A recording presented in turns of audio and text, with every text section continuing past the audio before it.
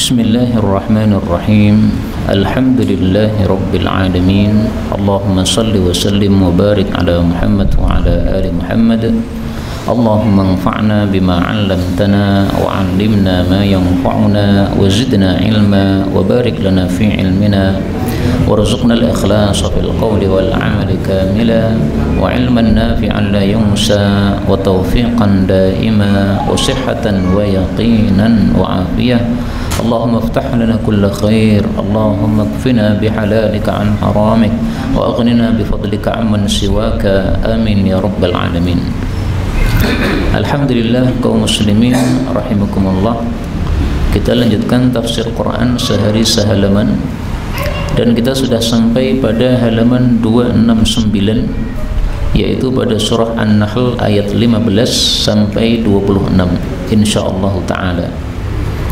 أعوذ بالله السميع العليم من الشيطان الرجيم من همزه ونفخه ونفثه وألقى في الأرض رواسي أن تميد بكم وأنهارا وسبلا لعلكم تهتدون وعلامات وبالنجم هم يهتدون أفمن يخلق كمن لا يخلق أفلا تذكرون وإن تعدوا نعمة الله لا تحصوها إن الله لغفور رحيم والله يعلم ما تسرون وما تعلنون والذين تدعون من دون الله لا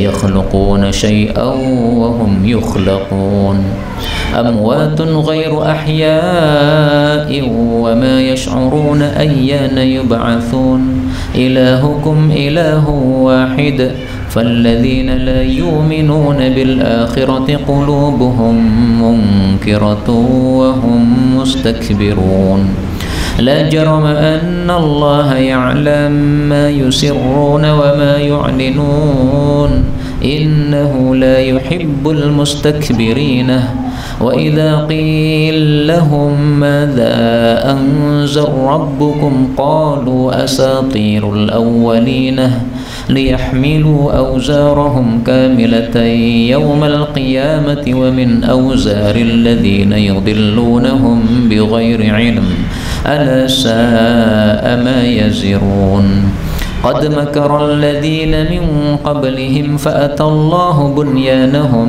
من القواعد فخر عليهم السقف من فوقهم وأتاهم العذاب من حيث لا يشعرون.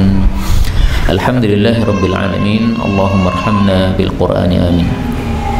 Pada ayat-ayat yang kita baca ini ada beberapa kata yang bisa dibaca dua bacaan. Yang pertama pada ayat 17, yakhluquka. Nah, ini qaf ketemu kaf bisa idgham ya, yakhluqkaman.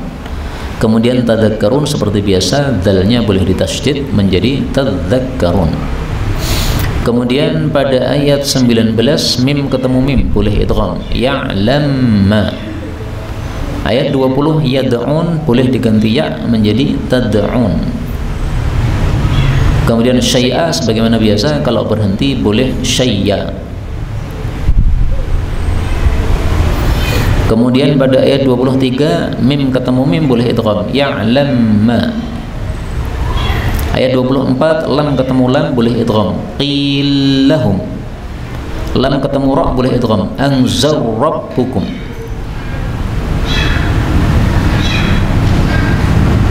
Ini semua adalah qiraah mutawatirah yang sumbernya dari Sayyidina Rasulullah sallallahu alaihi wasallam, maka semuanya adalah bacaan yang benar. Adapun tafsir ringkasnya, Allah mengatakan, dan ini Allah masih menunjukkan kekuasaannya dan nikmatnya kepada manusia. Allah katakan, wa alqa, dan Allah letakkan fil ardi, di bumi, rawasiya, gunung-gunung yang kokoh.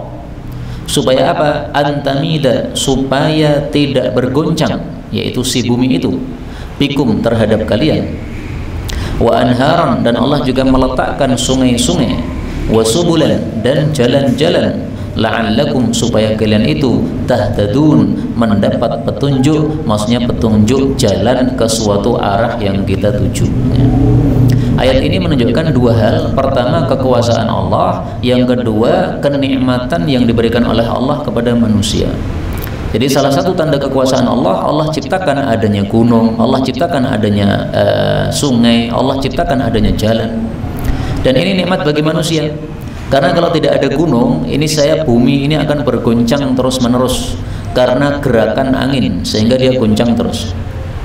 Tapi karena ada gunung, maka akhirnya bumi ini menetap sehingga kita bisa tinggal di atas muka bumi. Kadang-kadang ada goncang, tapi itu jarang ya. Tapi secara umum bumi tidak goncang. Kemudian dibuat oleh Allah jalan-jalan supaya kita mendapatkan petunjuk, mau ke Mekah atau mau ke Madinah atau mau kemana. Nah, ada jalan-jalannya. Kalau tidak ada jalan-jalan, mana mungkin kita bisa berjalan menuju ke sana. Mudah-mudahan semua kita bisa haji dan umrah. Amin ya rabbal alamin. Ayat 16, wa alamatin, dan Allah menciptakan alamat-alamat, tanda-tanda di jalan. Wa bin najmi, dan dengan gunung, hum mereka itu yahtadun, mendapatkan petunjuk. Yang dimaksud alamat ini adalah gunung-gunung yang diciptakan oleh Allah Subhanahu wa taala. Jadi gunung fungsinya dua. Fungsi pertama tadi antamida, supaya bumi tidak goncang. Kemudian fungsi kedua adalah alamatin, sebagai tanda. Kalau kita mau ke Jawa Timur misalnya, ketemu gunung apa yang ada di sana. Mau ke Jawa Tengah yang bagian barat, ketemu gunung apa di sana. Dengan ketemu gunung itu kita bisa mengetahui arah. Oh, ini arahnya daerah sini. Maka para ulama mengatakan bedanya antara gunung dengan bintang adalah kalau gunung itu diciptakan oleh Allah sebagai petunjuk jalan di siang hari. Karena kalau malam hari gunungnya nggak kelihatan. Adapun bintang diciptakan oleh Allah untuk petunjuk jalan pada malam hari, karena siang hari tidak kelihatan. Jadi Allah menyempurnakan nikmatnya kepada manusia. Siang malam semuanya sudah dilengkapi oleh Allah Subhanahu wa taala. Sehingga jangan sampai kita tidak mensyukuri nikmat Allah Subhanahu wa taala. Nah, tolong ayat-ayat Quran itu jangan dilecehkan, karena sebagian orang menggunakan ayat Quran untuk sesuatu yang remeh-temeh. Misalnya partai bintang mengatakan wa bin najmi hum yahtadun, dengan bintang mereka mendapatkan petunjuk, maka masuklah ke partai kami, partai bintang. Ini melecehkan seperti ini. Karena dulu konon ada orang-orang yang pakai ayat-ayat begini untuk meramaikan partai mereka. Nggak boleh. Ini pelecehan terhadap Quran. Ini kalau orangnya dia orang muslim, ini harus dijewer dia supaya paham bahwa ini tidak boleh seperti ini dilakukan. Ayat 17, afaman, maka apakah zat yang yakhluqu, menciptakan, yaitu Allah Subhanahu wa taala, kaman, seperti orang yang la yakhluqu, tidak bisa menciptakan. Ini pertanyaan enggak butuh jawaban. Afala tadzakkarun, apakah kalian tidak mengambil pelajaran? Kenapa pertanyaan tidak butuh jawaban? Karena pertanyaannya bersifat mengingkari. Kalian sembah Allah dan sembah selain Allah. Allah ini mampu menciptakan, yang selain Allah ini arca-arca yang 6 ini tidak mampu menciptakan. Kenapa sama-sama disembah? Padahal satunya bisa menciptakan, satunya tidak bisa menciptakan. Kenapa disamakan? Nah, ini pertanyaan tidak perlu dijawab, karena untuk mengingkari. Istilahnya istifham ingkari, pertanyaan untuk mengingkari. Kenapa kamu samakan? Dalam ayat yang lain Allah Subhanahu wa taala juga menyebutkan pengingkaran, tapi bentuknya bentuk lain. Mari kita lihat bagaimana Allah Subhanahu wa taala mengingkari penyembahan terhadap berhala-berhala, bandingkan berhala dengan Allah. Surat Yunus ayat 35. Afamay yahdi ilal haq, apakah zat yang bisa menunjuki kepada kebenaran, yaitu Allah. Ahaqqu ayyuttaba, lebih berhak diikuti. Ammal la yahiddi illa ayyuhda, atau sesuatu yang tidak bisa mendapatkan hidayah kecuali kalau dikasih hidayah. Arca-arca yang mereka sembah itu nggak bisa mendapatkan hidayah kecuali kalau dikasih hidayah oleh Allah. Nah, mereka arca-arca kan nggak punya akal, bagaimana mungkin mendapatkan hidayah, apalagi memberikan hidayah. Nah, maka pada surat Yunus ayat 35 Allah bandingkan antara dirinya dengan berhala-berhala, tidak ada perbandingan sama sekali, karena Allah bisa memberi hidayah, arca-arca nggak bisa memberi hidayah. Kalau di sini Allah bandingkan antara dirinya dengan arca-arca, Allah mampu menciptakan, arca-arca tidak mampu menciptakan, sehingga tidak sepantasnya kalau disandingkan antara Allah dengan arca-arca tersebut. Setelah Allah sebutkan nikmat-nikmatnya yang sangat banyak, maka Allah mengatakan pada ayat 18, wa in ta'uddu, dan jika kalian menghitung nikmatallahi, semua nikmat Allah, la tuhsuha, kalian tidak akan bisa membilangnya atau menjumlahnya. Innallaha, sesungguhnya Allah, la ghafurun, sungguh maha pengampun, rahimun, maha penyayang. Nikmat Allah kalau kita hitung semuanya nggak mungkin bisa terhitung. Bahkan nikmat Allah yang ada pada tubuh kita saja, apakah kita bisa menghitungnya? Susah. Berapa jumlah saraf yang ada di tubuh kita itu? Nah, susah ngitungnya, saking banyaknya. Apalagi kalau nikmat Allah, semua nikmat Allah. Jadi kata-kata nikmat Allah ini artinya semua nikmat Allah. Kok muncul arti semua dari mana? Nah, di sini perlu ilmu bahasa Arab. Dalam bahasa Arab, kalau ada isim yang mufrad, nikmah ini isim mufrad. Kemudian dia mudhaf, yaitu disandingkan dengan isim yang lain, yaitu Allah. Berarti isim mufrad mudhaf. Maka ini mengandung makna semua. Berarti maksudnya semua nikmat Allah. Nah, nanti silahkan lihat dalam Quran terjemahan. Kalau hanya disebutkan menghitung nikmat Allah, ini kurang sempurna. Mestinya apa? Semua nikmat Allah. Karena memang kadang-kadang terjemah Quran ini kurang pas dari sisi ilmu bahasa Arab yang tepat. Kaum muslimin rahimani wa rahimakumullah, supaya kita tidak termasuk orang-orang yang mensyukuri nikmat Allah, maka jangan lupa wirid pagi sore yang dulu sudah disampaikan, maka hendaklah tetap kita lakukan terus-menerus. Faqad adda, Rasulullah bersabda, man qala, barang siapa yang mengatakan ketika pagi Allahumma ma asbaha, kalau sore diganti amsa, bi min ni'matin aw bi ahadin min khalqik faminka wahdaka la syarika lak falakal hamdu wa lakas syukru ala dzalik. Siapa yang mengucapkan itu berarti sudah menunaikan syukur hari tersebut. Siapa yang mengucapkannya sore hari, maka sudah menunaikan kewajiban syukur malam tersebut. Hadis riwayat Abu Dawud, disahihkan Ibnu Hibban. Nah, mari kita baca tapi dengan kata-kata amsa di sini.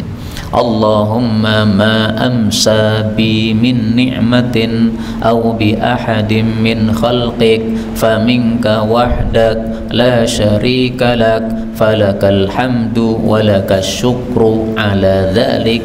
Ini ala dzalik enggak usah dibaca, enggak apa-apa, karena dalam riwayat Tirmidzi ternyata tidak ada kata-kata ala dzalik. Kemudian yang dimaksud rahim, Allah maha rahmat, ini maksudnya Allah masih kasih nikmat meskipun manusia maksiat. Ini berarti Allah maha rahmat. Seandainya Allah tidak maha rahmat, Allah sudah hentikan nikmatnya. Kenapa? Manusia tidak taat kepada Allah. Kafir itu enggak taat. Atau muslim tetapi dia masih mau hal-hal yang haram, riba dan sebagainya, dosa besar ini. Enggak boleh buat bank riba, itu enggak boleh. Itu sama dengan nantang perang sama Allah Subhanahu wa taala. Tapi meskipun demikian Allah masih kasih nikmat. Ini berarti apa? Rahim, maha rahmatnya Allah Subhanahu wa taala. Karena itu di sini kita ambil pelajaran, marilah kita menunaikan kewajiban kita kepada seseorang yang meskipun orang itu tidak menunaikan kewajibannya kepada kita. Misalnya kita punya anak ini ndablek, nggak mau taat sama orang tua. Tapi panjenengan sebagai bapak tetap ada kewajiban kasih makan kepada anak. Maka jangan gara-gara anaknya ndablek kemudian nggak dikasih makan. Nggak usah begitu. Allah saja maha kuasa bisa nyiksa hambanya, tapi ternyata hambanya tidak taat masih dikasih nikmat. Nah, mari kita niru sifat Allah Subhanahu wa taala. Udah, kewajibanmu apa? Lakukan. Kewajiban saya sebagai bapak kasih nafkah, kasih nafkah. Anak mau ndablek kurang ajar, udah doakan kepada Allah Subhanahu wa taala supaya baik, jangan menyebabkan kita tidak menunaikan kewajiban kita. 19. Wallahu, dan Allah itu ya'lamu, mengetahui, ma tusirruna, apa yang kalian rahasiakan, wa ma tu'linun, dan apa yang kalian tampakkan. Jadi Allah mengetahui apa isi hati kita. Dalam ayat yang lain Allah menjelaskan khianat mata Allah tahu, isi hati Allah tahu. Ya'lamu kha'inatal a'yun. Surat apa? Surat Ghafir ayat 19. Allah mengetahui khianatnya mata dan apa yang disembunyikan oleh hati. Khianat mata ditafsirkan oleh Ibnu Abbas, laki-laki ngelirik cewek. Nah, ada cewek lewat dilirik, itu berarti kha'inatul a'yun. Ngelirik orang yang bukan istrinya, kha'inatul a'yun. Kemudian matukhfis sudur, apa yang disembunyikan oleh hati, yaitu dalam hatinya membayangkan apa yang ada dalam tubuh perempuan tadi. Melirik itu khainatul ayun. Kemudian membayangkan yang ada pada tubuhnya itu tukhfis sudur. Itu semuanya diketahui oleh Allah Subhanahu wa taala. Dan ada ayat yang serupa dengan ini, tetapi ayatnya berbeda sedikit, yaitu bisa dilihat pada surat Baqarah ayat 77, awala ya'lamuna annallaha ya'lamu ma yusirruna wa ma yu'linun. Allah mengetahui apa yang mereka rahasiakan dan apa yang mereka terang-terangkan. Kalau tadi ma tusirruna, apa yang kalian rahasiakan, wa ma tu'linun, dan apa yang kalian lakukan terang-terangan, ya. Di sana mereka, di sini kalian, berarti sama saja. Ayat 20, walladzina, dan Tuhan-Tuhan yang tad'un, kalian sembah, min dunillah, dari selain Allah, itu adalah la yakhluqun, tidak menciptakan syai'an sedikit pun, wa hum yukhlaqun, bahkan mereka itu dicipta. Jadi Tuhan-Tuhan yang mereka sembah itu kan dicipta mereka, tidak muncul sendiri. Yang mencipta siapa? Ya yang menyembah itu. Mereka membuat arca dengan tangan mereka, setelah arca jadi kemudian disembah. Ini kan aneh. Sesuatu yang tidak mampu apa-apa kok disembah, aneh kan? Maka kalau untuk orang beriman ini sangat tidak masuk akal menyembah arca. Tapi dasar orang-orang kafir, mereka akalnya sudah dibalik oleh setan, sehingga mereka melakukan sesuatu yang tidak masuk akal seperti ini. Termasuk dulu orang-orang kafir kalau haji itu tidak pakai baju, bugil. Ini kan nggak masuk akal. Masa ibadah kok bugil? Laki-laki kelihatan tititnya, perempuan kelihatan itunya. Jadi ibadah sambil apa? Telanjang bulat. Anehnya bukan main. Ini kalau bukan setan yang bisiki mereka tidak mungkin seperti ini, ya. Nggak masuk akal sama sekali. Dalam ayat yang lain Allah menantang, ya. Apa tantangannya? Surat Yunus, kita tampilkan dulu.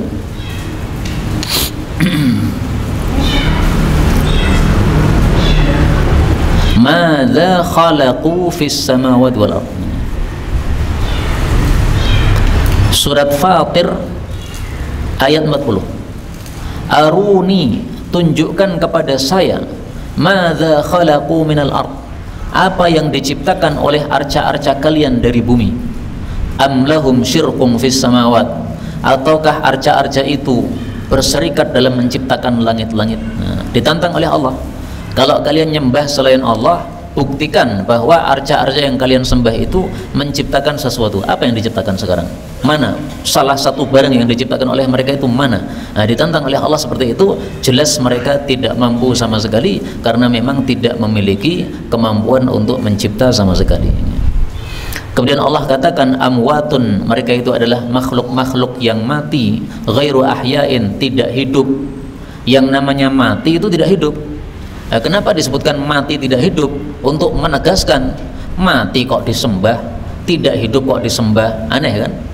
Wa ma yash'urun, dan arca-arca itu tidak mengetahui ayyana, kapan yub'atsun, mereka akan dibangkitkan oleh Allah Subhanahu wa taala.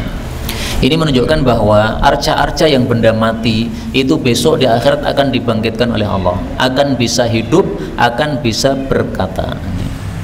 Apa fungsinya? Arca-arca dibangkitkan di hari kiamat, kemudian bisa bicara. Fungsinya untuk berlepas diri kepada orang-orang yang menyembah. Arca-arca ini mengatakan, kalian sembah saya berlepas diri daripada kalian, saya nggak mau. Kalian dulu nyembah saya, pengennya supaya saya menyelamatkan kalian di akhirat, saya nggak bisa, saya berlepas diri. Nah, dengan ini maka semakin buruklah orang-orang kafir, karena terbukti bahwa apa yang mereka sembah nggak bisa berbuat apa-apa. Nah, ini ayat-ayat sangat banyak menunjukkan arca-arca bisa hidup, bisa bicara, tapi besok di akhirat. Nah, kalau di dunia nggak bisa apa-apa. 22. Ilahukum, Tuhan kalian adalah ilahun wahidun, Tuhan yang satu, yaitu Allah. Falladzina, maka orang-orang yang la yu'minuna bil akhirah, tidak beriman kepada akhirat, qulubuhum munkirah, hati-hati mereka mengingkari hal ini. Wahum, dan mereka itu mustakbirun, orang-orang yang sombong. Nah, ini bedanya orang beriman dengan orang kafir, Pak. Orang beriman percaya besok ada akhirat, sehingga di dunia beramalnya hati-hati. Karena kalau beramalnya jelek, dia yakin besok masuk neraka, maka amalnya hati-hati. Tapi kalau orang kafir, karena nggak percaya dengan akhirat, amalnya sakar PDW, karena mereka memang tidak percaya adanya surga dan neraka. Maka mereka disebut oleh Allah sebagai mustakbir, orang-orang yang sombong karena menolak apa yang kebenaran yang disampaikan dari Allah Subhanahu wa taala. 23. La jarama, pasti, annallaha, bahwasanya Allah itu ya'lamu, mengetahui, ma yusirruna, apa saja yang mereka sembunyikan, wa ma yu'linun, dan apa saja yang mereka tampakkan. Innahu, sesungguhnya dia Allah, la yuhibbu, tidak mencintai, al-mustakbirin, orang-orang yang sombong. Ini ancaman dari Allah ya. Kalimatnya berita tapi mengandung ancaman. Kalian mengingkari dalam hati terhadap adanya kebangkitan setelah kematian, itu berarti termasuk yusirun, yang mereka sembunyikan. Nah, yang kalian sembunyikan itu saya tahu ya. Dari sini perhatikan kata-kata qulubuhum ya. Qulubuhum munkirah, hati-hati mereka mengingkari. Kenapa Allah tidak mengatakan alsinatuhum munkirah, lisan-lisan mereka mengingkari? Karena lisan itu bisa bohong, Pak. Tapi kalau isi hati itu yang sesungguhnya. Makanya dalam hadis Nabi SAW mengatakan Allah itu melihat kepada hati-hati kalian, yang duru ila qulubikum. Hadis riwayat Muslim. Innallaha, sesungguhnya Allah tidak melihat kepada rupa dan harta, tapi melihat kepada hati dan amal. Hadis riwayat Muslim ya. Nah, maka inilah rahasianya disebutkan qulubuhum munkirah, hatinya mengingkari. Nah, isi hatimu itu Allah tahu. Kamu mengingkari atau membenarkan. Seperti orang-orang munafik, itu pura-pura mengatakan kami beriman, tapi ternyata hatinya mengingkari. Allah paham.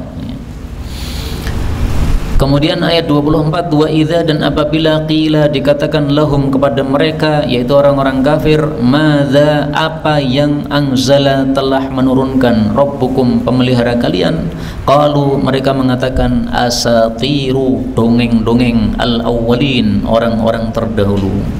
Maksudnya orang-orang kafir mengejek Al-Quran. Al-Quran yang diturunkan oleh Allah, kata mereka, hanya isinya dongeng-dongeng yang diambil oleh Nabi Muhammad dari orang-orang terdahulu. Nabi Muhammad mendengarkan dongeng, dicatat nih. Setelah dicatat kemudian dibawakan kepada kaumnya, nih saya dapat wahyu, padahal hanya dongeng saja. Ini itu kata mereka ya, sebagaimana disebutkan dalam ayat yang lain.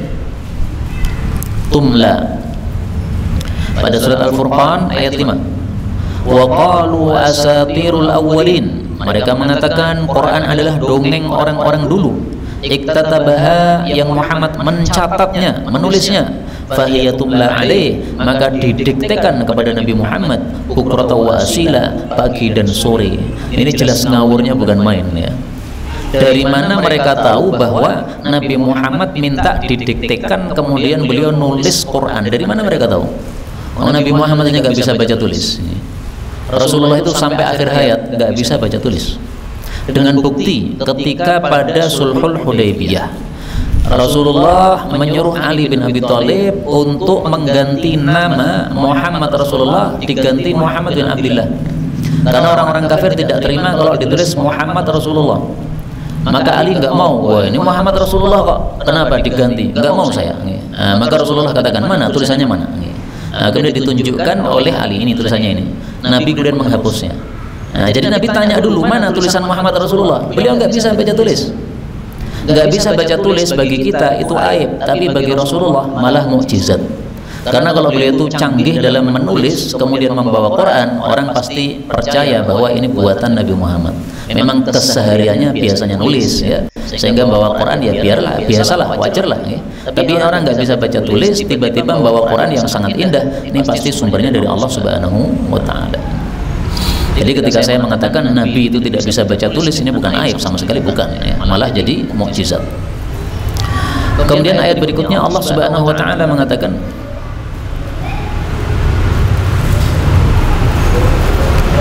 ayat 25, liyahmilu, supaya mereka memikul auzarohum, dosa-dosa mereka, kamilatan, sempurna, yaumal qiyamah, besok pada hari kiamat.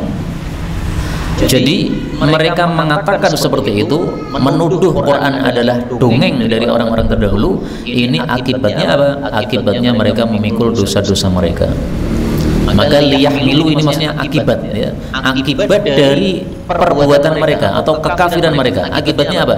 Mereka pikul dosa mereka. dosa mereka sempurna. Kenapa disebut sempurna? Karena orang beriman kalau mendapatkan musibah, maka musibah itu menghapus dosa-dosanya. Termasuk kalau panjenengan sakit, itu sakit itu menghapus dosa, Pak. Tapi orang-orang kafir meskipun sakit, meskipun dapat musibah, tetap dosanya itu sempurna, tidak berkurang.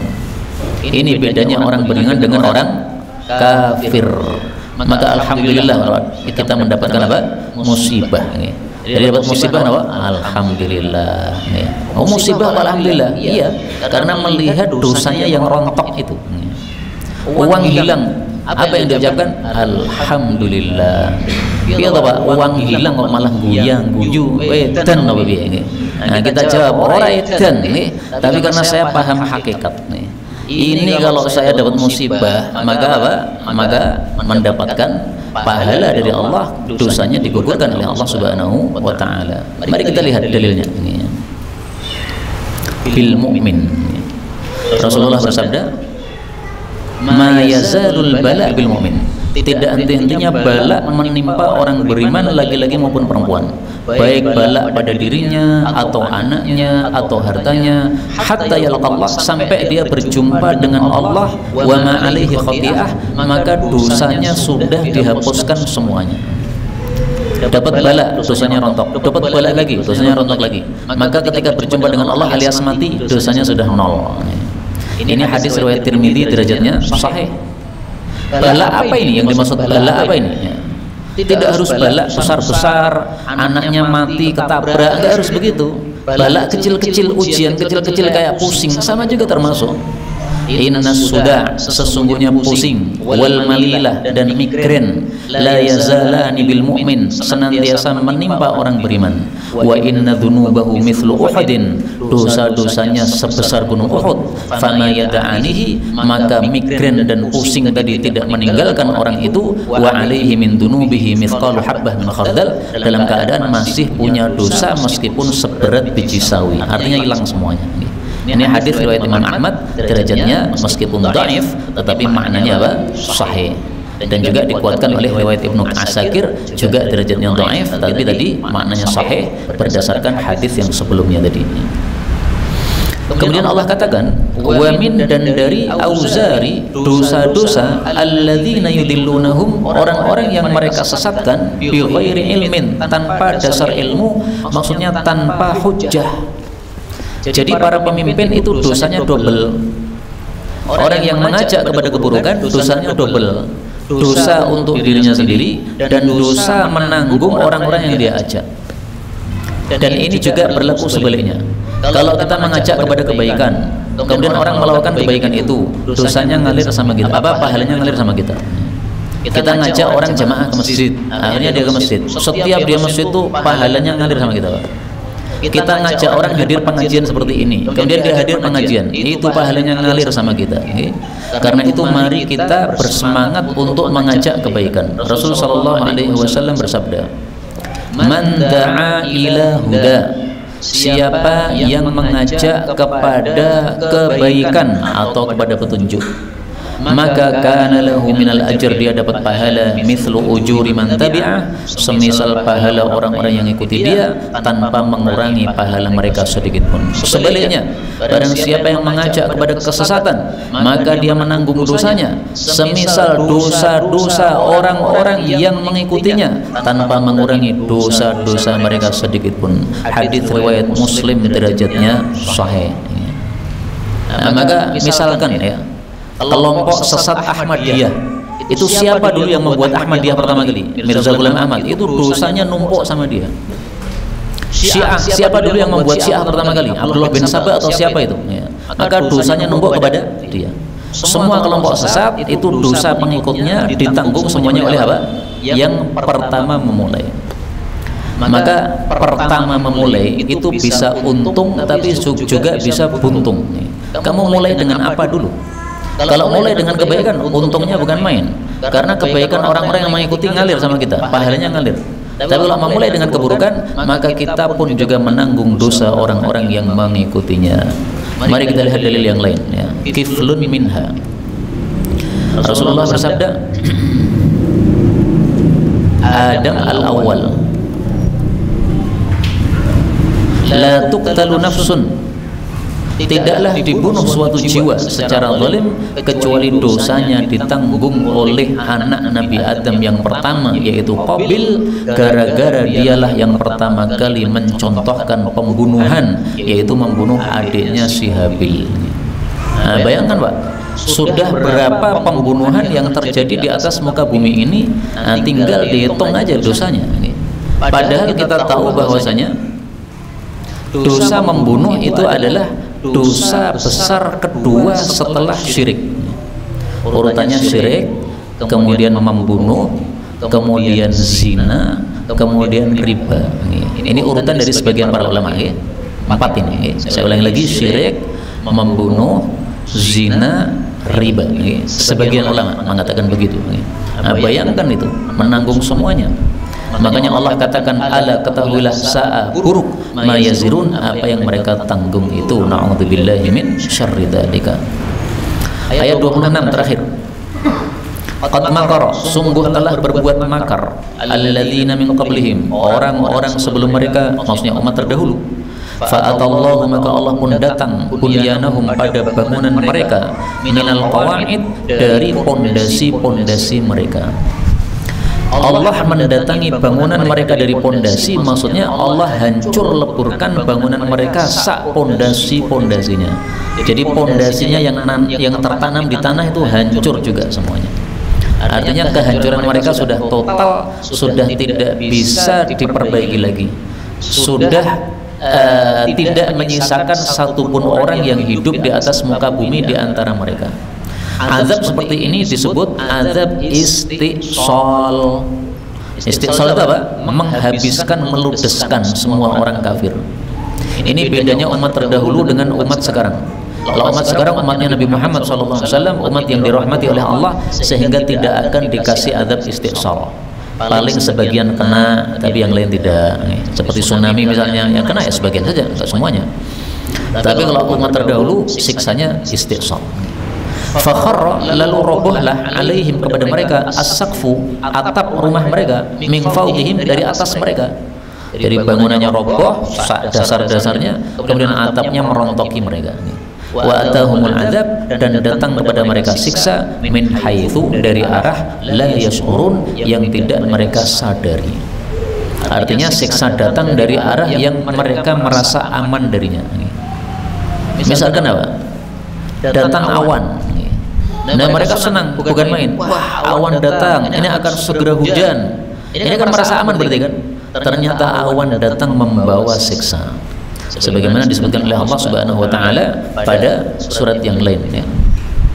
Mumtiruna, mumtiruna. Pada surat Al-Ahqaf ayat 24.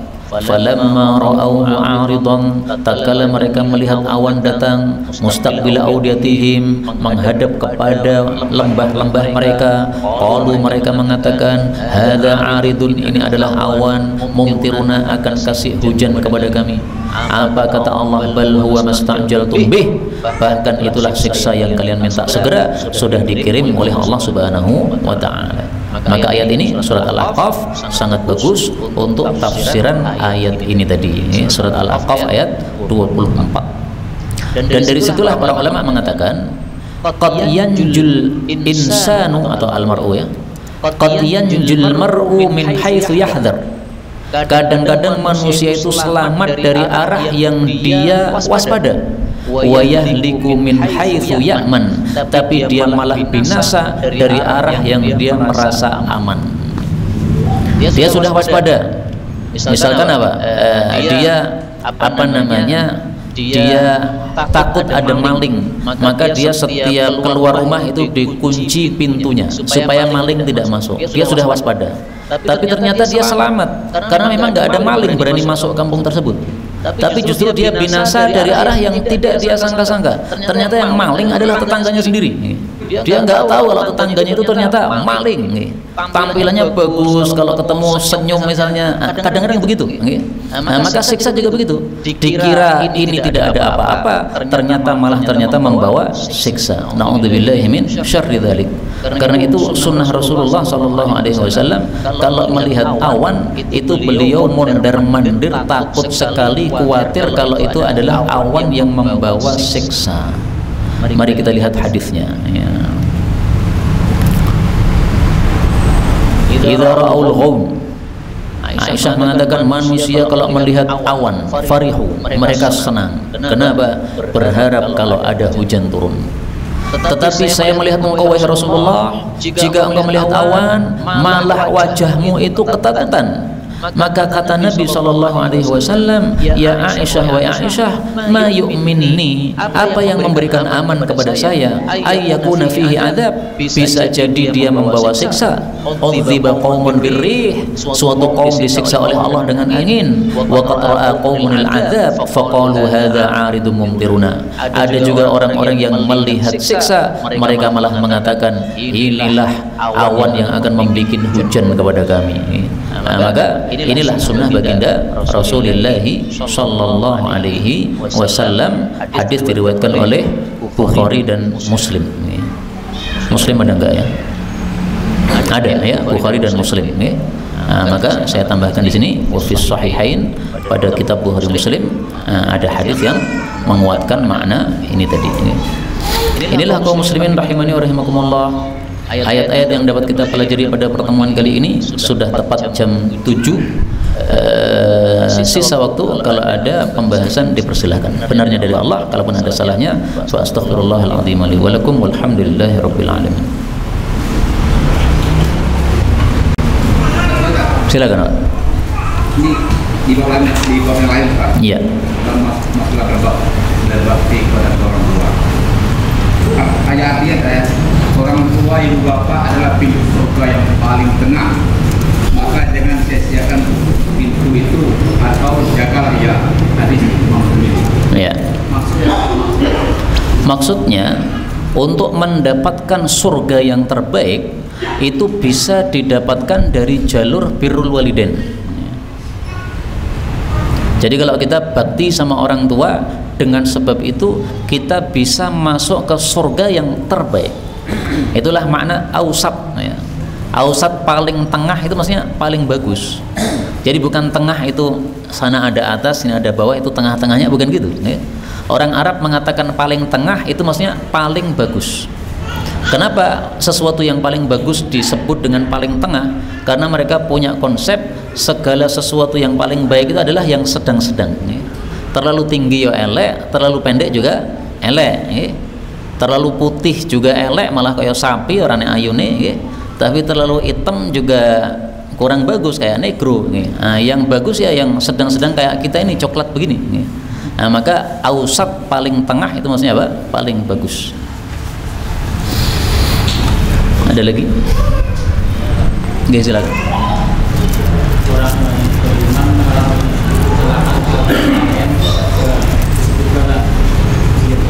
Disebut apa? Bala itu artinya ujian. Sehingga kalau kita mengalami tabrakan disebut bala, enggak apa-apa, ujian. Ini ujian dari Allah Subhanahu wa taala. Dan bahasa bala ini bukan bahasa yang jelek. Buktikan ini. Pada surat An-Naml ayat 40. Apa kata Nabi Sulaiman? Hadza min fadli rabbi. Ini termasuk karunia Allah. Liyabluwani, supaya Allah membala saya. Ya, belua dari kata-kata bala ya. Bala itu apa? Ujian. Supaya Allah menguji saya apakah saya syukur ataukah saya kafir. Jadi istilah bala itu bukan sesuatu yang negatif ya. Kalau sesuatu yang negatif artinya orangnya pasti jelek, enggak benar ya. Enggak sesuai dengan hadis-hadis yang kita baca tadi. Orang beriman kena bala, apakah berarti dia orang jelek? Oh enggak, justru Allah berkehendak baik sama dia karena Allah ingin hapuskan dosanya.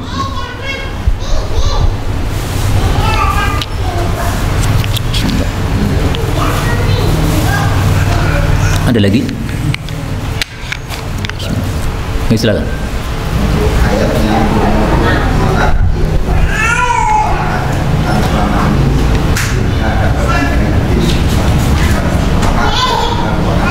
Isbal itu ya.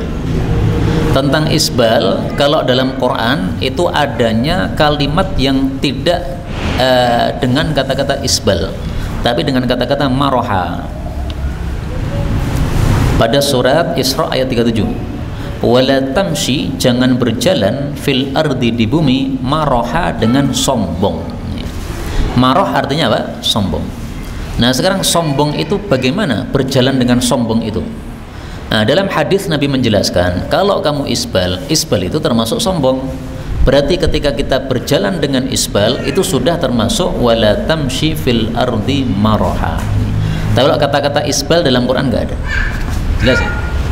Jadi bedanya apa? Bedanya kalau di hadis jelas menyebutkan kata-kata isbal, tapi kalau di ayat ini menyebutkan kata-kata sombong yang itu mencakup banyak. Salah satunya adalah isbal tadi. Ada yang lain?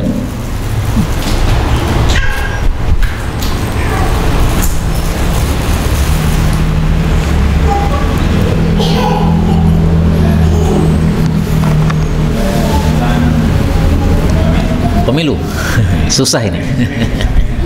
Ya. Ya. Ada yang terlalu bahkan nanti setelah keluar dari diri tangannya itu satu tentang ya. Itu karena kurang ilmu sehingga mudah memvonis orang lain sesat. Kalau kita belajar ilmu usul, maka kita akan mendapatkan kaidah dari para ulama mengatakan la inkara fi masail khilafiyah ijtihadiyah. Tidak boleh mengingkari dalam masalah-masalah khilafiyah ijtihadiyah. Ini kan masalah baru kan, pemilu ini kan. Di masa Nabi ada nggak? Nggak ada. Sehingga karena di masa Nabi tidak ada, ulama-ulama kontemporer wajar kalau mereka berselisih pendapat. Nah ketika para ulama kontemporer berselisih pendapat, tidak boleh satu sama lain itu saling gontok-gontokan. Saya ngikuti ulama ini, Anda ngikuti ulama itu. Silahkan ngikuti masing-masing, nanti tanggung jawab di hadapan Allah. Gontok-gontokan nggak benar ya. Ini gara-gara apa gontok-gontokan ini? Nggak banyak belajar. Kalau belajar akan tahu kaidah ini kaidah populer sekali ini.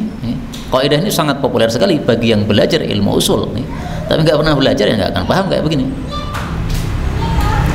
Termasuk juga masalah-masalah khilafiyah yang masing-masing punya dalil, kayak kunut subuh, itu nggak boleh saling mengingkari. Imamnya kunut subuh, kemudian saya permuti kunut subuh bid'ah, nggak boleh. Kalau diskusi boleh ya, pendapat saya kunut subuh bid'ah, pendapat antum sunnah, yuk kita diskusi, nggak apa-apa ya. Kalau mengingkari sampai saya menganggap dia ahli bid'ah, nggak boleh ya. Nah, maka masalah ini masalah khilafiyah ijtihadiyah, nggak boleh saling mengingkari ya. Silahkan yang menganggap bahwasanya demokrasi itu syirik sehingga dia tidak mau ikut nyoblos, silahkan.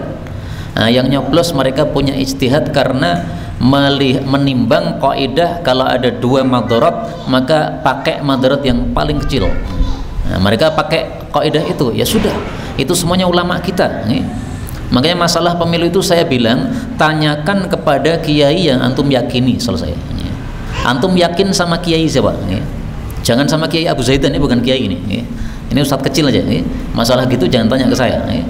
Ayo masalah fikih yang jelas yang sudah dibahas oleh para ulama zaman dulu-dulu. Nah, silahkan tanya ke saya, insya Allah saya jawab. Kalau masalah baru-baru begini, ini kita tanya kepada kiai-kiai kita yang hati kita tenang kepada mereka. Menurut saya ini kiai ini orangnya paling bertakwa, ilmunya paling mumpuni, saya ikut beliau, silahkan ya. Dalilnya apa? Kita mengikuti kiai itu karena kita bukan ulama. Allah mengatakan fas'alu ahla dzikri in kuntum la ta'lamun. Sampai 2 kali diulangi oleh Allah, surat An-Nahl dan Al-Anbiya. Tanyalah kepada ulama kalau kalian tidak tahu. Ada lagi? Ini misalnya tanya dengan kiai kemudian berlawanan dengan kiai gimana? Antum mana yang lebih cenderung ya? Makanya para ulama katakan pilih yang paling takwa dan paling kuat ilmunya. Antum melihat 2 ulama, wah ulama ini rojok cengengesan ini ya, Saya masalah ketakwaannya kurang cocok sama dia. Saya cocoknya sama ulama ini. Ketakwanya sangat tampak sekali, khusyuknya sangat tampak sekali, kemudian ilmunya sangat tampak sekali. Ah, udah ikut yang itu. Selesai. Nah, kalau nggak punya kiai gimana? Nah, salah panjenengan kalau nggak punya kiai. Kita harus punya kiai. Oh, nggak punya ilmu kok nggak punya guru gimana? Nggak punya itu ilmu itu wajib punya guru supaya kalau ada masalah kita bisa tanya ke guru kita. Tapi sekarang alhamdulillah gampang toh, guru YouTube banyak sekali. Maksudnya ulama-ulama yang ilmunya mumpuni tapi ilmunya bisa kita lihat di YouTube banyak sekali. Habib Rizik itu termasuk yang ilmunya cukup bagus. Buya Yahya misalnya ilmunya cukup bagus. Meskipun ada perbedaan dari sisi pemahaman bersama saya dalam banyak hal, tapi saya melihat ilmunya bagus. Sehingga seringkali saya merujuk kepada fatwa guru-guru ini dalam hal-hal kontemporer yang saya nggak paham. Masalah misalnya jual beli lewat Shopee dan sebagainya yang nggak begitu memahami bagaimana hukumnya, merujuknya kepada kiai-kiai yang sudah ilmunya populer tersebut. Wallahu a'lam bishawab.